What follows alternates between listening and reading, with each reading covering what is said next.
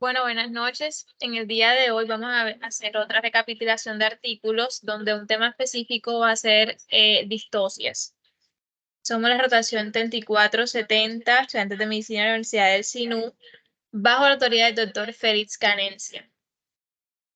Mi nombre es María Camila Carmona y vamos a hablar de un tema específico que es pasaporte. La distocia de hombro, que está compuesta como por efectos adversos tanto maternos como fetales. Esto fue publicado en el 2020 en el país de Guatemala, en la revista de York. Pasaporte.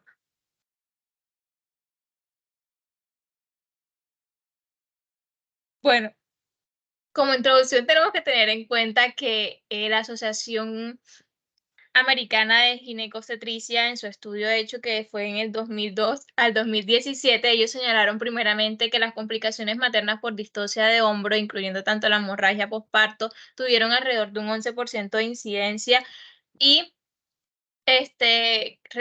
pues recapitulando como complicaciones prenatales en el tercer trimestre con una laceración que fue de un 4%, entonces ellos tuvieron como complicaciones en este punto y eso fue como la principal problemática. Como objetivo principal, ellos tuvieron que comparar la morbilidad materna compuesta entre partos vaginales que fueron complicados en comparación con distocias de hombro. La población específica fueron mujeres que dieron a luz a las 23 semanas de gestación o posterior a esta. Sus criterios de inclusión fueron mujeres que dieron a luz un único feto que no fue anómalo a las 34 semanas y los criterios de exclusión fueron más que todo mujeres que dieron a luz a un feto que tuvo alguna anomalía congénita o tuvieron pues un óbito fetal. Pasa, por favor.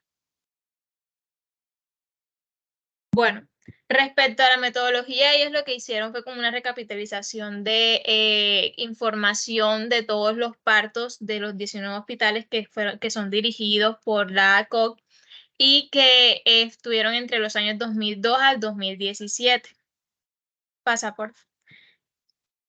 Dentro de los primeros resultados que se encontraron fue que de 2028 pacientes o nacimientos que se encontraron, las tres razones principales de estos nacimientos que fueron como un múltiplo, fueron como la exclusión de partos por cesárea, estación múltiple, que fue como mirar una luz específica en un periodo de estudio, la tasa de distocia de hombros entre las mujeres que tuvieron como partos vaginales en las 34 semanas o posterior fue alrededor de 1,7%, en realidad fue baja.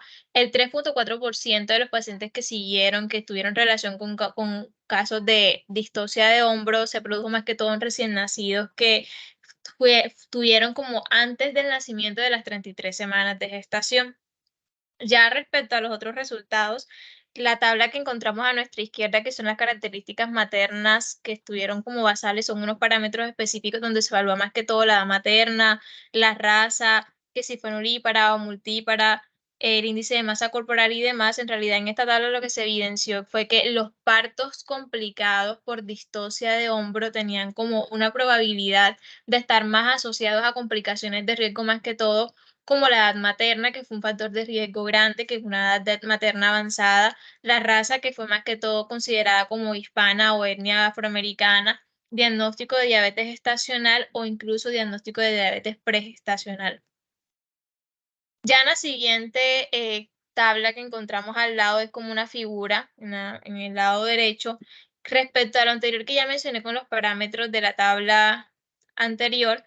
La identificación de las características maternas, más que todo con su relación a la presión de un parto complicado, fue al menos de 0,6%, en realidad no fue como mucho ni muy sugestivamente importante, lo que sugiere que es como tener parámetros variables que fueron conocidos antes del parto.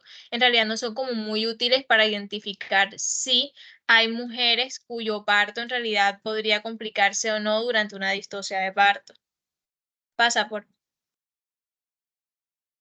Ya en la tercera tabla, aquí lo que más se se intenta es como comprobar que hay como una morbilidad materna que es compuesta. En realidad, en la tabla podemos evidenciar que dentro de las más comunes fueron como partos complicados con esta distosia de hombro en un 14% en comparación con las pacientes que no tuvieron esta complicación de distosia de hombro, que fueron apenas el 8%, y otro dentro de los parámetros de la complicación que se acompañó a la misma distosia. También de hecho se encontró que los casos que tuvieron hemorragia posparto, que fueron nada más un 5%, se comparó con los casos que no tenían esta hemorragia posparto, solo un 2%.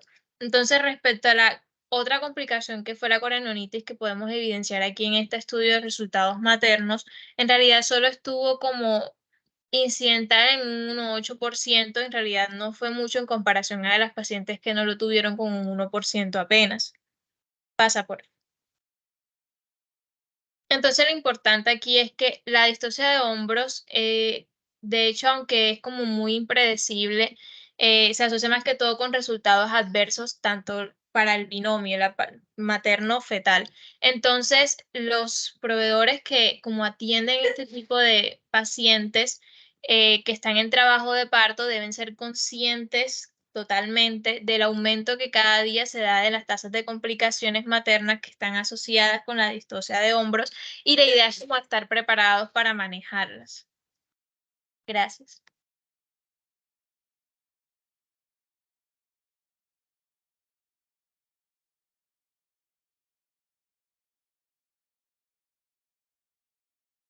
Bueno, mi nombre es Cristina La Barrera y continuando con la presentación de artículos, siguiente porfa.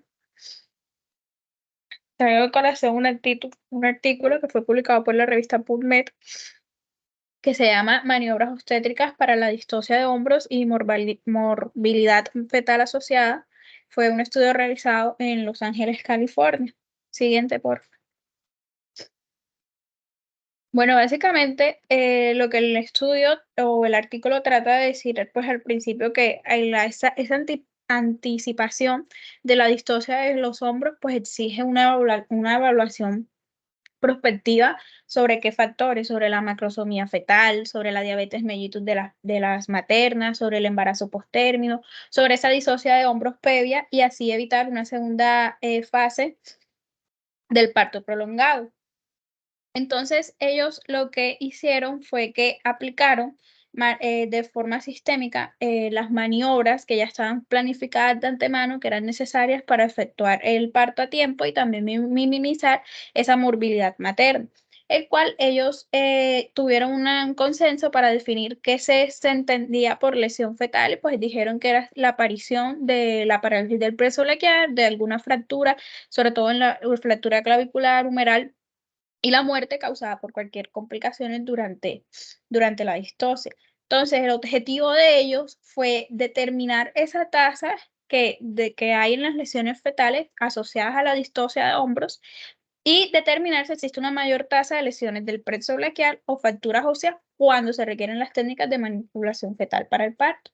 Entonces, el material y método de este estudio fue un estudio retrospectivo que realizaron en los Estados Unidos con 285 casos de distosia en un hospital que es el Hospital de Mujeres del Condado de Los Ángeles en la Universidad del Sur de California.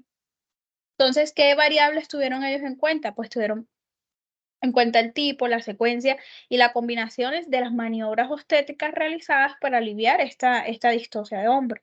Y ellos básicamente dividieron en dos grupos estas maniobras. En el grupo 1 resolvieron la distosia de los hombros a través de la maniobra de McRoberts y de la presión suprapúbica. Y el segundo grupo lo resolvieron a través de esas maniobras conocidas como de segunda línea o adicionales, que fueron la de Wons, la del brazo posterior y demás. Entonces ellos lo que hicieron fue tomar la población a través de pues, historias clínicas en donde donde se buscara ese diagnóstico de las fracturas de los neonatales, confirmada por radiología o confirmada por un neurólogo pediátrico.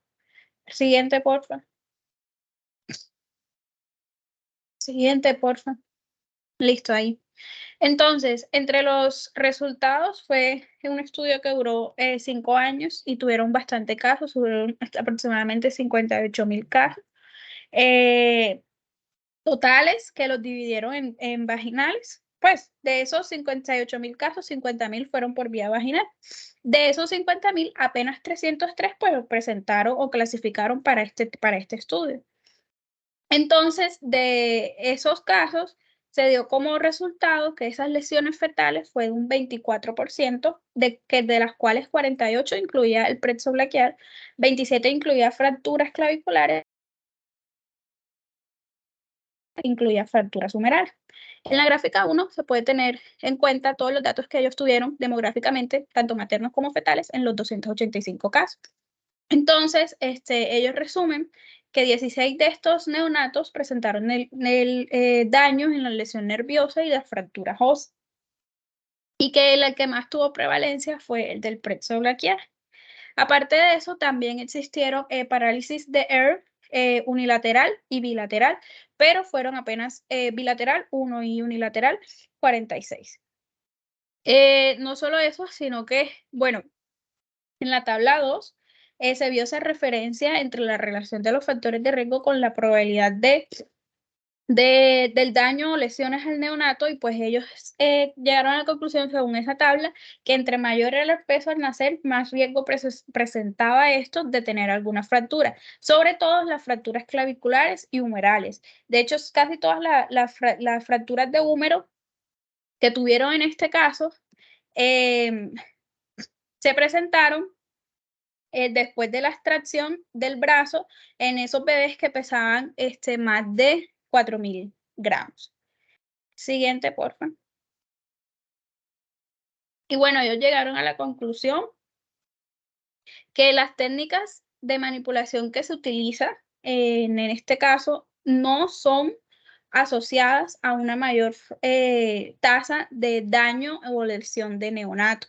Es decir, que por las maniobras no es que van a ocurrir los daños, sino más bien por los factores de riesgo y por los acontecimientos de anteparto o de intraparto que se dan pues, en cada paciente en cada paciente en particular. Solo se dice, bueno, ellos dijeron que solo la cuarta parte de los recién nacidos con distocia pues sufrieron lesiones nerviosas, y pues más que todo se dieron en los neonatos que pesaban más de 4.000 gramos. Gracias. Bueno, buenas noches, soy el estudiante David de la Osa y hoy les vengo a presentar un artículo sobre PASA. Básicamente habla de factores de riesgo asociados a distorsión del mecanismo de parto en gestantes primíparas atendidas en el hospital del Dr. Verdi Ceballos Baldú. Pasa. Bueno, de manera introductoria con respecto al hospital, pues este hospital está ubicado en Ecuador y además de eso también este artículo fue publicado en el 2020. Ahora ya de manera introductoria el artículo trata primero de manera muy general y resumida de que las distocias son aquellas anormalidades de parto y a su vez se van a clasificar en mecánicas y en dinámicas. Las mecánicas tienen que ver directamente con el canal de parto y sus estructuras, mientras que la dinámica es contracciones uterinas y así. La razón por la que ellos hacen este artículo es principalmente porque estos factores de riesgo sobre lo que es la distocia varían dependiendo del lugar, por lo que entonces decidieron hacer este estudio. Pasa. Bueno, en cuanto a los métodos, se tuvieron o se escogieron un total de 250 gestantes primíparas que tuvieron en el hospital entre el 2018 y 2019. Entre los criterios de inclusión, pues principalmente que tuviera una historia clínica completa y que obviamente estuviera bajo diagnóstico de distocia. Los criterios de inclusión, que no tuviera obviamente criterio de diagnóstico de distocia, perdón, y que además de eso sí presentaba diagnóstico de distocia, pero que no tenía una historia clínica completa, con todos los detalles. La información fue información secundaria porque fue adquirida a través de las historias clínicas. ¿Pasa? Bueno, en cuanto al resultado de discusión, básicamente en la primera tabla podemos ver las primeras características sociodemográficas que asociaron. En cuanto a la edad materna, tenemos entonces que la edad que más se asoció con distocia fue la de 20 a 25 años. En cuanto a la instrucción o grado académico, la que más se asoció a distocia fue la secundaria con un porcentaje de 40%. La procedencia, la que más, digamos, aquí no hubo tanta diferencia, pero se asoció con más en cuanto si las pacientes venían de rural, en un 52%. Ya en la tabla 2, hablando sobre otros factores de riesgo modificables, tanto maternos, en cuanto a los controles prenatales, se evidenció que, digamos, aquellas que presentaron un control prenatal de 3 o 4 controles prenatales, pues tenían más porcentaje de tener distocia. En cuanto a la evaluación ponderal del inicio del embarazo sobre peso, pues las pacientes que presentaban ya sobrepeso al inicio del embarazo fueron más propensas a tener distocias en un 40%. En cuanto a la ganancia de peso durante el embarazo, aquellas que, digamos, no ganaron suficiente peso o insuficiente peso fueron las que más incidencia tuvieron de distocia en un 44%. En cuanto al sufrimiento fetal, no tuvieron sufrimiento fetal el 63.2% de estas pacientes. Cuanto al bajo peso fetal, las que más influyeron fueron las que estaban por debajo de 2.500, pero por encima de 1.500 en un 30%. Macrosomía fetal estuvo presente en el 16.8% de los casos. En la duración de la primera fase del trabajo de parto, además de eso, fue en estas pacientes donde el parto duró más de 8 horas, estuvo presente en el 73.6% de las pacientes. Y en la inducción del trabajo de parto, la que el manejo que más se utilizó para inducir el trabajo de parto fue oxitocina en un 59.6%. Y en esta que se utilizó oxitocina fueron las que más, en cuanto a la inducción de parto, fueron las que más se presentaron en la dictoxia. ¿Pasa? Bueno, en cuanto a otros factores de riesgo, en cuanto a la presentación fetal, las que más, digamos, tuvieron incidencia de distocia fueron las que venían en presentación de cara.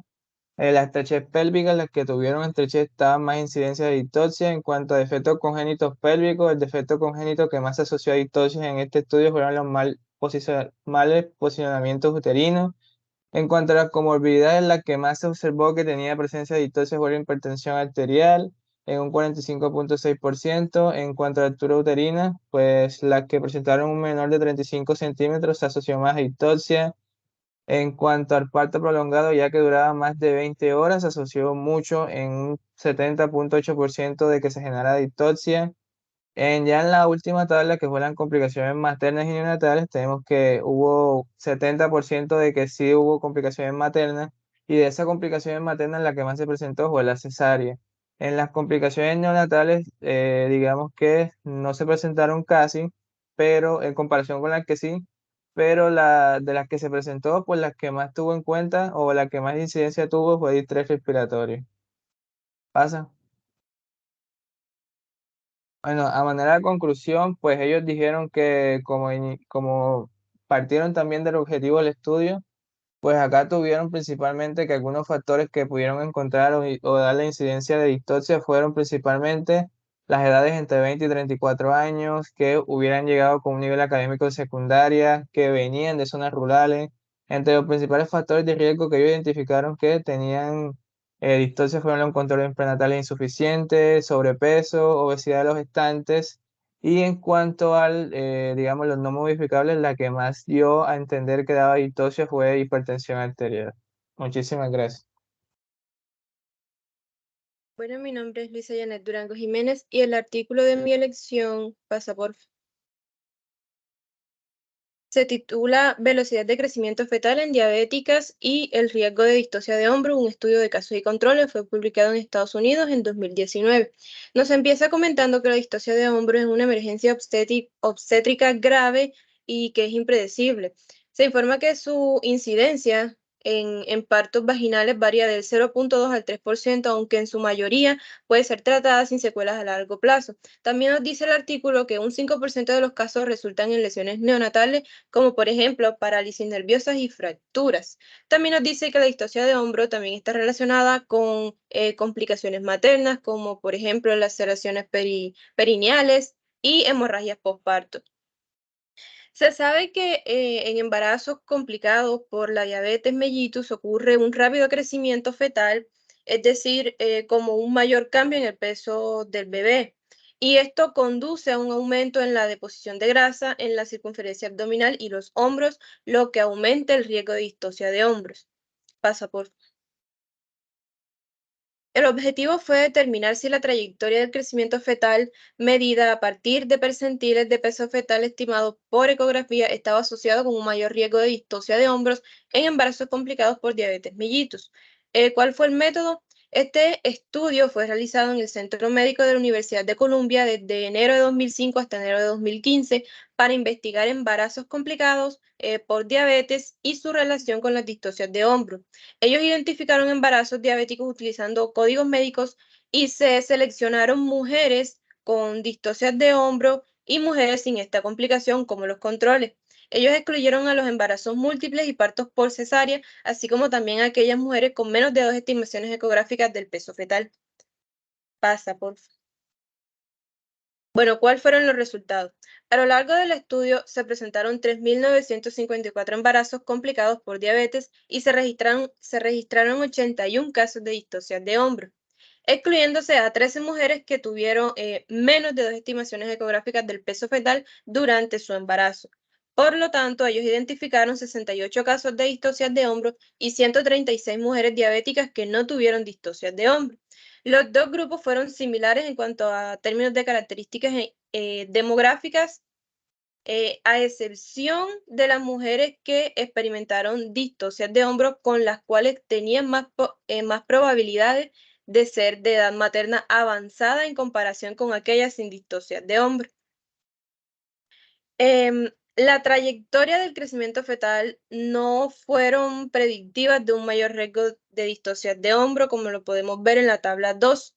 Y en la tabla 3 observamos que no hubo diferencias en los resultados neonatales entre las mujeres de los dos grupos según su última ecografía de crecimiento. Pasa, por favor. ¿Qué concluyeron? Que sería necesario llevar a cabo investigaciones futuras para determinar si la velocidad de crecimiento fetal resulta ser una herramienta efectiva para identificar a las mujeres con un mayor riesgo de distocia de hombros. Y se necesitarán estudios mucho más grandes para obtener estimaciones precisas del riesgo y de los resultados neonatales asociados. Gracias. Bueno, mi nombre es Manuel Echenique. Siguiendo con los artículos, pasa por favor. El nombre de mi artículo pues distocia de hombros en un paritorio. Esto es la descripción pues de un caso clínico. Siguiente. Bueno, hablando un poco del caso, pues durante este desarrollo de pues este estudio, este caso clínico, pues se tuvo anonimato de la paciente, pero pues sus datos sí los tenemos, que la paciente era pues, una femenina, gestante en 2 partos, uno sin alergias conocidas, antecedentes personales de cirugía de estrabismo en la infancia y una colonización en 2016. Un exudado vaginal negativo para Streptococcus agalticae, serología negativa para virus de la inmunodeficiencia humana, antígeno AG, hepatitis B, hepatitis C y sífilis, rubeola y toxoplasma inmune. El peso fetal fue estimado hace una semana antes del estudio de 4.000 gramos, pruebas complementarias a su llegada, temperatura 36.7, tensión arterial de 134/83, 85 latidos por minuto, feto reactivo, buena variabilidad, ascensos transitorios, línea basal de 135 latidos por minuto, dinámica uterina pues irregular. Tacto vaginal, pues cervix borroso en 100%, 2 centímetros de dilatación y bolsa íntegra y presentación cefálica. No desea pues analgesia epidural. Siguiente. Bueno, la evolución del caso clínico pues se canalizó a la vía venosa, fue explorada por el médico de guardia que procede pues a realizar amnioresis artificial fluyendo pues líquido amniótico ligeramente teñido. 30 minutos tras esto pues la dinámica uterina sigue siendo irregular por lo que se procede pues a iniciar la perfusión de oxitocina según protocolo de la pauta médica. Se diagnosticó, bueno, tras bajos pujos de esta paciente espontáneos en el paritorio, pues se produce un desprendimiento de la cabeza fetal, observando pues una importante retracción de la cabeza hacia atrás y un signo de la tortuga. Se diagnosticó distocia de hombros y se realizó pues control de tiempo, se solicitó presencia de tocólogos de guardia, pediatras, anestesistas, entre otros. Se indicó a la mujer que no pujara y se le explicó pues lo que sucedía.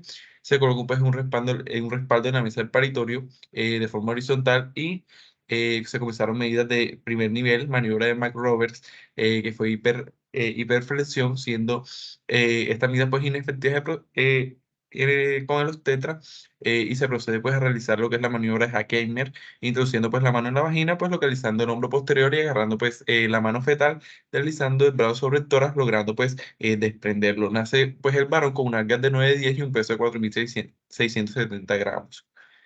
Siguiente.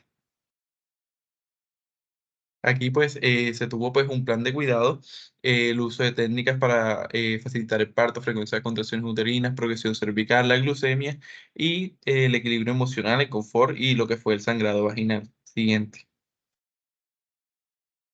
Y bueno, como conclusión de esto, como discusión, pues la distocia de hombro es una emergencia obstétrica imprevisible, no se puede saber si la paciente pues la va a tener o no. En estos momentos pues se debe mantener la calma y realizar pues una actuación rápida y organizada y esto es crucial pues para la resolución de dicha distocia de hombros.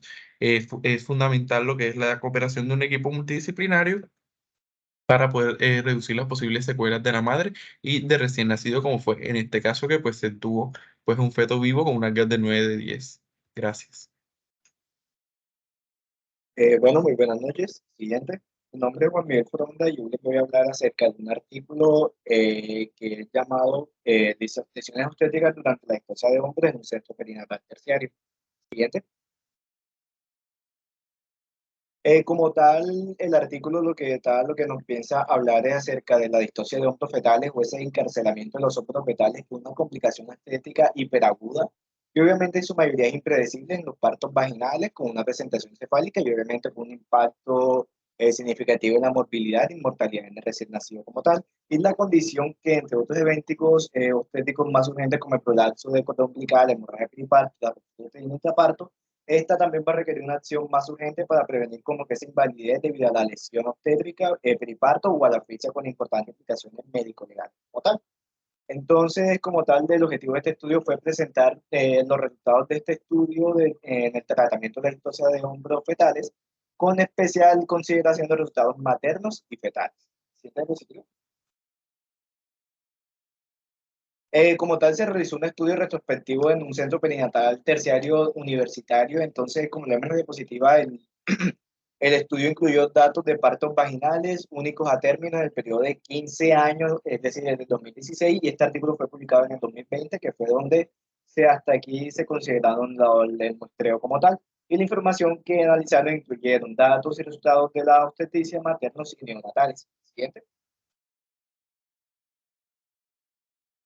Entonces, como tal, estos son los resultados que trajeron el estudio, como tal, que este periodo incluyó 45.687 partos con diagnóstico de distocia de hombros en 254 casos, es decir, corresponde al 0.7%, como lo vemos en la tabla 1, que son en los partos vaginales. Entonces, la mayoría de los partos fueron partos espontáneos en un 69.7% y unos partos inducidos en un 30.3% y primíparas en un 42.2%, como lo vemos en la tabla.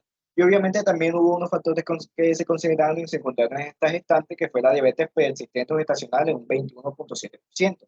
Obviamente el parto se manejó mediante una extracción con ventosa en el 13.8%, con episiotomía mediolateral en el 48.0% de los nacimientos y obviamente la mayoría de las distocias de hombros fueron unilaterales anteriores, mientras que solo 2 casos fueron diagnosticados como bilaterales, obviamente los más difíciles, y 5 casos fueron recurrentes. Entonces, el 87.4% de los casos se resolvió mediante la maniobra de Marrover, como lo vimos en la presentación anterior, y el 7.8% como tal mediante la maniobra de Barnum, y el 3.9% mediante la maniobra de Wood. Entonces, el 4.3% de las lesiones fueron clasificadas como, según las siglas OASIS, de grado 3 y grado 4, correspondiendo obviamente a una hemorragia de posparto precoz en el 1.6%. Siguiente diapositiva.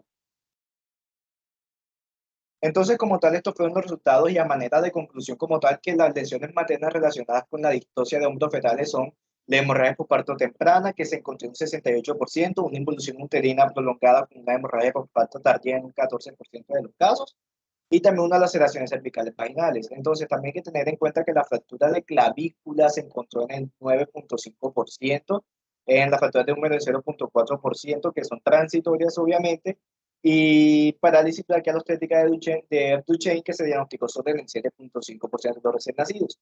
Y también se confirma que ellos plantean estrategias de identificación pronta para esta de parto distóxico como tal, acompañada del cese de la tracción axial de la cabeza fetal, disminuyendo el riesgo de la tensión, lesión o desgarro del plexo braquial como tal. ¿Siguiente diapositiva? Entonces, como tal, estos fueron los resultados que se obtuvieron en este estudio, que confirmaron esa estrategia de identificación temprana de la distosia de hombro, acompañada de la tracción axial, como se lo mencioné anteriormente, disminuyendo ese riesgo de tensión, lesión o de desgarro en el plexo braquial, mientras que la realización de las maniobras obstétricas cesartas resultó en obviamente, como que en esa decanceración de los hombros fetales sin esa parálisis obstétrica permanente o esa morbilidad cerebral. Muchas gracias.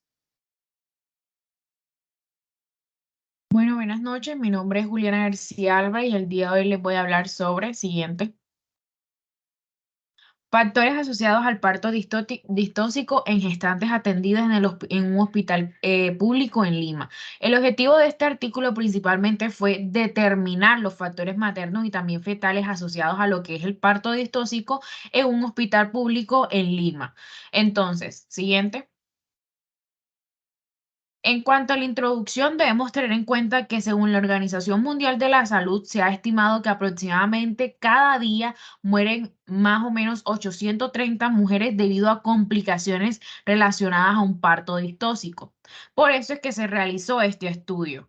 El estudio como tal se realizó este tipo experimental de naturaleza transversal, retrospectivo y observacional.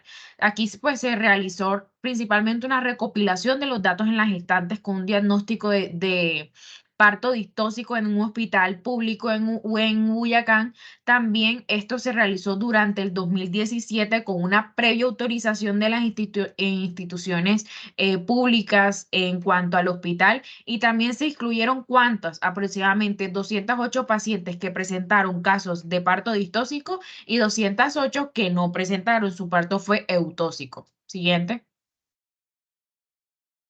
Bueno, estos fueron los resultados que dieron como tal en el artículo. Entonces, en la tabla 1 que tenemos, muestra aproximadamente un total de gestantes con parto distóxico de 54.1%, que presentan el 25% una desproporción encefalopélvica y también anomalías en las contracciones, aproximadamente de las cuales el 74.2% las presentaban. También se evaluó de que aproximadamente el 80% no presentaban ningún tipo de alteraciones. También, por otro lado, el 19.1% presentaban distocias en cuanto a las partes blandas, mientras que el 80.9% no presentaban distocias en estas zonas. Ya finalmente también se evaluó el índice de masa corporal, en las cuales el 87.1% presentaban un índice de masa corporal pues favorable, mientras que el 12.9% el índice como tal de masa corporal estaba alterado, se encontraban en pacientes con obesidad. Y entonces aquí es donde evaluaron de que es muy importante el índice de masa corporal con respecto al alto riesgo de partos distóxicos. Ya en cuanto a la tabla 2, aquí se observó en el total de los pacientes que el 13.4% presentaban macrosomías fetales, mientras que el 86.6% no presentaban macrosomías. También, pues en este artículo se evaluó también los factores maternos asociados a la desproporción encefalopélvica, como también anomalías de las contracciones, distonías en las partes blandas, la importancia del índice de masa corporal como un factor predominante en cuanto a la macrosomía fetal que estas pueden presentar, y arrojaron que estos son los principales factores de riesgo a que este tipo de pacientes conlleven unas distocias durante el parto. En cuanto a la discusión, ya aquí se evaluó principalmente que dentro de los factores maternos predominantes se mencionan de los principales y de los más comunes, la de proporción encefalopélvica, también se asocian con significativas altas tasas en cuanto a los partos distóxicos y las alteraciones que estas presenten y altos riesgos de complicaciones. También se evaluó el alto riesgo y lo común que en estos últimos años se ha vuelto las distocias en cuanto a las partes blandas de los genitales, como en las vulvas, en el cervix, y también se evaluó que eso más que todo no se tuvo en cuenta en muchos de los demás artículos, era de que la importancia del índice de masa corporal, pacientes obesas tenían alto riesgo a presentar distocias y por eso en este tipo de pacientes se recurría principalmente a lo que era la cesárea. También, pues continuando en cuanto a los factores fetales como tal, encontramos que estos tuvieron una gran fuerte asociación de pacientes con alto índice de masa corporal con bebés que nacían macrosómicos. Entonces se dispuso de que este iba a ser uno de los principales factores de riesgo por las que se tenía que recurrir a la cesárea como método de salida. Siguiente. Bueno, ya en cuanto a la conclusión, podemos mencionar que los factores con mayor fuerza en cuanto a la asociación fueron la desproporción encefalopélvica, las distocias en las partes blandas y el índice de masa corporal, y también en cuanto a las fetales, la macrosomía. Y siempre hay que tener en cuenta, y se tuvo mucho en cuenta durante el artículo, la creación del artículo, era señalar la importancia de los controles prenatales, que pues principalmente juegan un rol importante en cuanto a la detección de estos factores de riesgo y el manejo de estas antes de que empiece el manejo del parto como tal. Muchas gracias.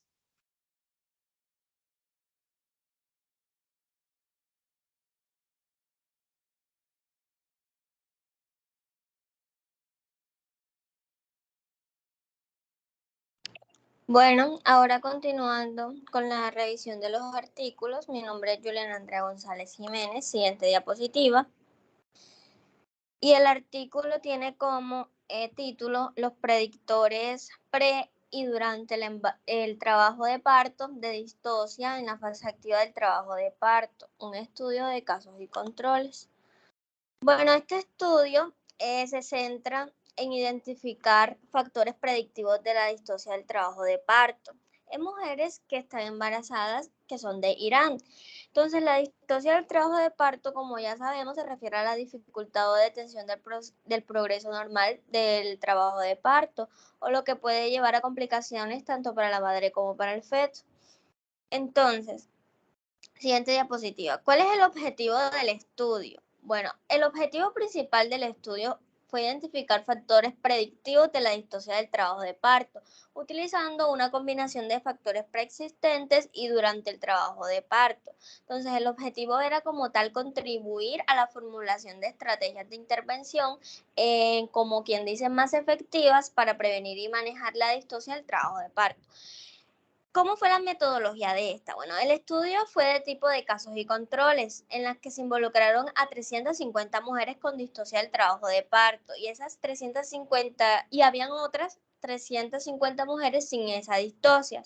Ellas iban a estar emparejadas en términos de paridad y de hospital como tal. Entonces, las participantes se encontraban en trabajo de parto activo, con un embarazo único, el feto estaba vivo en presentación cefálica y también tenían ciertas características sociodemográficas específicas. Y con base a esto se recopilaron datos relacionados con las características sociodemográficas, como el estado de ansiedad y otros factores durante diferentes fases del trabajo de parto y después del parto como tal.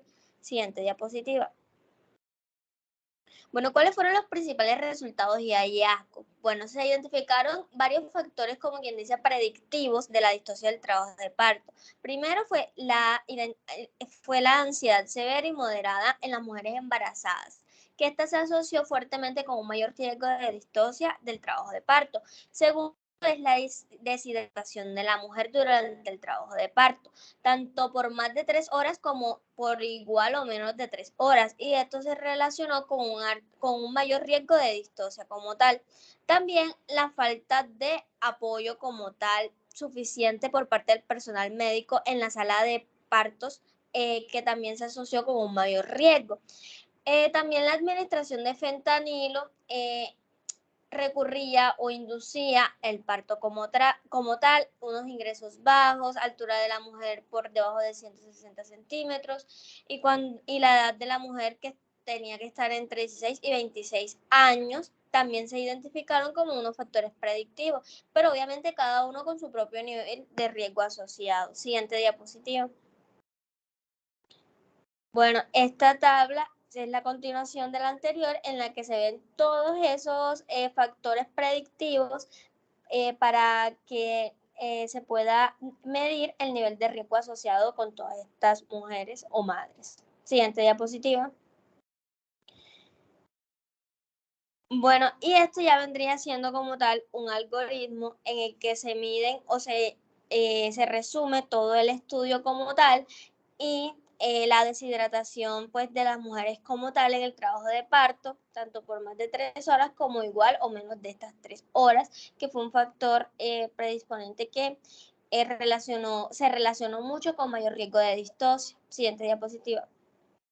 Entonces, para concluir el estudio, pues se dice que estos factores controlables como la ansiedad y la deshidratación de la mujer, justo con la también insuficiente atención y también el apoyo por parte del personal médico durante el trabajo de parto, estos están fuertemente relacionados con el riesgo de distosia del trabajo de parto como tal.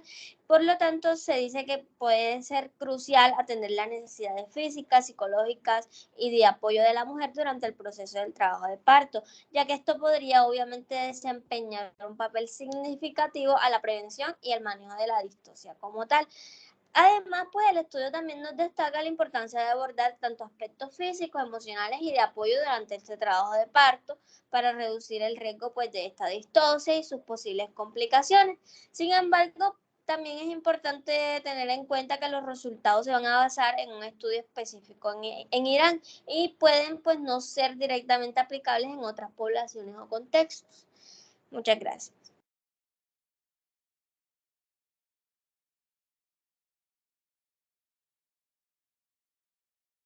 Bueno, mi nombre es Elian Andrés Garacamaño y continuando con la presentación de artículos, pues el siguiente tiene como título Incidencia de la parálisis de plexo braquial obstétrica tras un programa de entrenamiento de distocias de hombro. Fue escrito en la ciudad del Hospital Universitario de Puerta de Hierro, en Majadahonda, Madrid, España. Fue publicado el 20 de junio de 2022.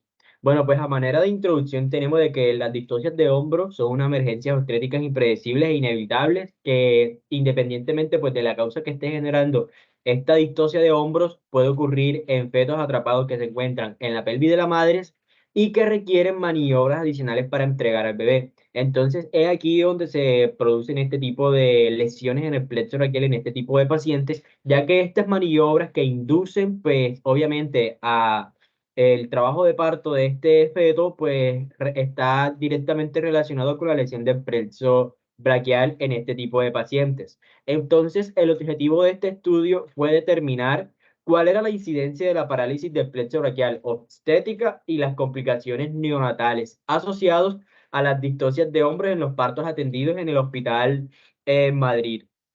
Entonces, basándonos en esto, pues el estudio a manera de introducción mide la incidencia que tienen este tipo de maniobras obstétricas al momento de realizar o de sacar a estos bebés que se encuentran atrapados en la pelvis de la madre. Por lo tanto, este tipo de maniobras están relacionadas directamente con la lesión del plexo braquial, el cual, pues, el artículo trata de medir la incidencia de este. Bueno, en cuanto a los materiales y métodos, este es un estudio observacional retrospectivo, un registro de casos de distocias y de los hombros complicadas con asociaciones anteriormente. Además de esto, este estudio fue aprobado por el Comité de Ética de Investigaciones de Medicamentos del Hospital en 2021. El periodo de evaluación y de entrenamiento que se llevó a cabo en este tipo de pacientes fue desde 2017 a 2020 y anterior a este también se había llevado un periodo antes de empezar como tal el estudio para evaluar las condiciones sociodemográficas de las pacientes, en donde se llevó un periodo anterior que fue de 2008 a 2016. Estos dos conteos de casos en estos dos periodos diferentes pues generó una serie de datos importantes con respecto a la característica de este tipo de pacientes. Bueno, en cuanto a los resultados obtenidos en este caso durante el periodo de 2017 a 2020, de los 125 distocias de hombros que se presentaron en este caso, el 1.38% de los partos vaginales presentó complicaciones en el plexo braquial debido a maniobras realizadas durante este tipo de maniobras que se realizan en este tipo de fetos. Entonces, además de esto, se presentaron de estos 125 casos de distocias de hombro, 14 casos de fracturas de clavículas que corresponden al 11.2% del total de los casos evaluados de distocias de hombro. Además de esto, se presentaron 7 parálisis del plexo braquial y con relación a este tipo de pacientes, pues presentaron unos factores de riesgo asociados. Uno primero que fue estrechez del orificio cervical interno y externo de la madre, por lo cual pues predispuso a que se presentaran este tipo de percances en el feto. Entonces, esta primera tabla nos habla de las maniobras utilizadas en la resolución de las distocias de hombro. Entonces, la primera, que es la maniobra de McRoberts, la segunda, que es la maniobra suprapúbica de presión, y la tercera, que es la maniobra de Gansky. En cuanto a este tipo de maniobras, pues se evaluó la hiperflexión de la cadera con apertura de ángulos lumbosacros. Además de esto, se evaluó el aplanamiento de la pelvis, pues lo que ayuda a la caída de los hombros en este tipo de pacientes.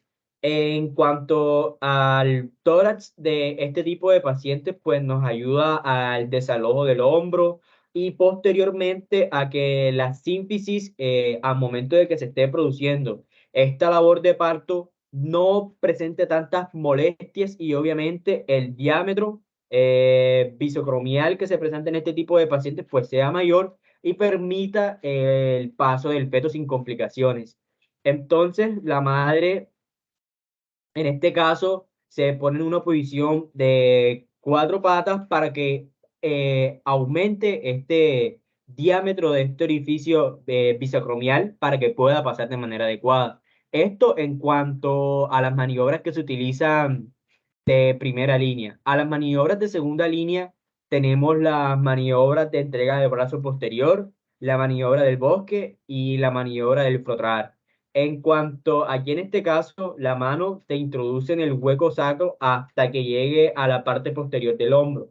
Ya después de que se encuentre en la parte posterior del hombro, se ejerce presión sobre la fosa antecubital para que se pueda flexionar el antebrazo. Con esto, pues, ¿qué buscamos? De que el feto al momento de pasar durante el canal del parto genere una rotación posterior de aproximadamente 180 grados y con esto evitamos de que el hombro sufra lesiones, sobre todo las más frecuentes en este caso fueron lesiones de clavículas y lesiones del plexo braquial. Esto en cuanto a las maniobras de segunda línea. En cuanto a las maniobras de tercera línea, tenemos la de rescate abdominal y tenemos la maniobra de Savinsky. En cuanto a estas maniobras, pues se realiza la cesárea de urgencias con una histerectomía transversa baja para realizar este tipo de maniobras a través de la incisión. Entonces, como lo pueden ver, esto está de manera escalonada, obviamente dependiendo de los factores de riesgo que se encuentren asociados a la madre y de las condiciones clínicas de esta, utilizamos las maniobras dependiendo del estado en que se encuentren. Si las primeras no funcionaron, pasamos a la segunda. Si las segundas no funcionan, pasamos a la tercera, que ya involucra procedimientos quirúrgicos porque obviamente generan más complicaciones en la mujer.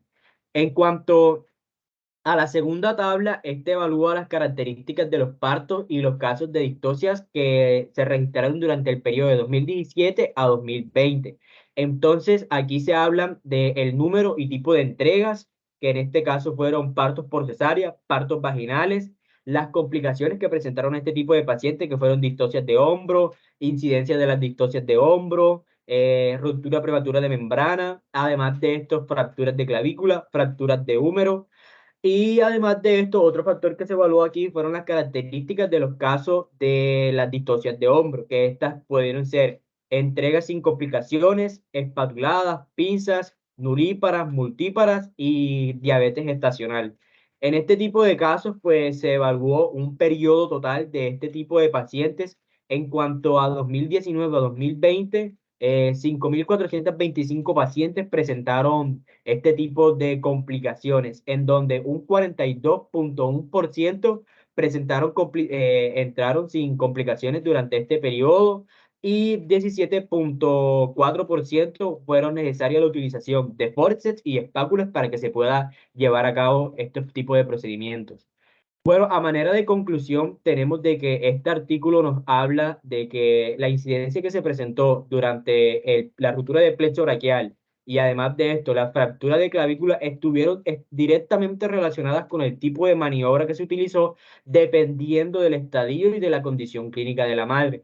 Por lo tanto, es importante, hacer la aclaración de que es importante saber escoger qué opción es beneficiosa para la madre y no solamente beneficiosa para la madre, sino también para el feto. Muchísimas gracias por su atención.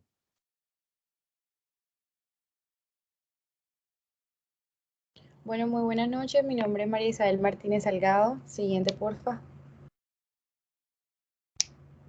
Hoy vamos a hablar de un artículo que se llama Factores maternos asociados con la distosia del trabajo de parto en mujeres nulíparas de bajo riesgo. Es una revisión sistemática y de metaanálisis que fue realizada el 8 de mayo del 2023 en Copenhague, Dinamarca. Siguiente, por favor.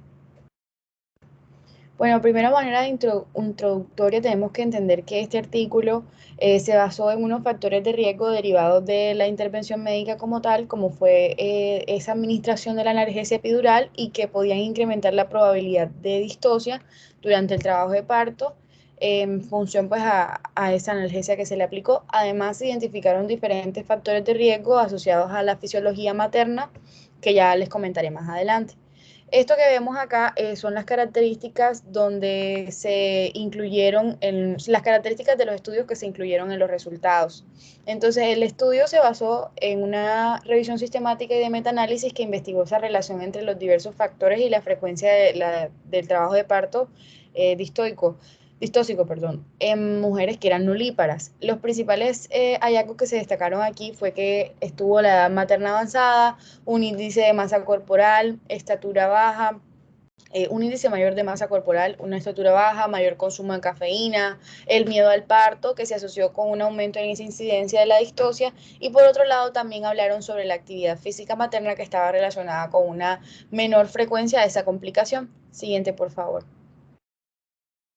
En cuanto a la edad materna avanzada, pues se observa en las gráficas una concordancia con la evidencia previa que muestra un mayor riesgo de resultados obstétricos adversos en este grupo. Estudios realizados en Dinamarca respaldan ese mayor predominio de la distosia en el trabajo de parto en madres que tenían una mayor edad y se propone que esa eficiencia de las contracciones uterinas disminuía esa edad materna avanzada referente al proceso de distosia que se daba en estas mujeres. En cuanto al índice de masa corporal, estaba elevado en las mujeres nulíparas y se relacionó con una mayor probabilidad de experimentar distosia en el trabajo de parto, y eso puede deberse a una disminución de la fuerza y frecuencia de contracciones uterinas y una menor presencia de calcio en el miometrio en las mujeres obesas. La estatura baja también en estos casos de las mujeres nulíparas se vinculó bastante con un aumento de la frecuencia de distosia en el trabajo de parto, y ese efecto se ve reforzado por un aumento también en el peso al nacer del bebé. Siguiente, por favor.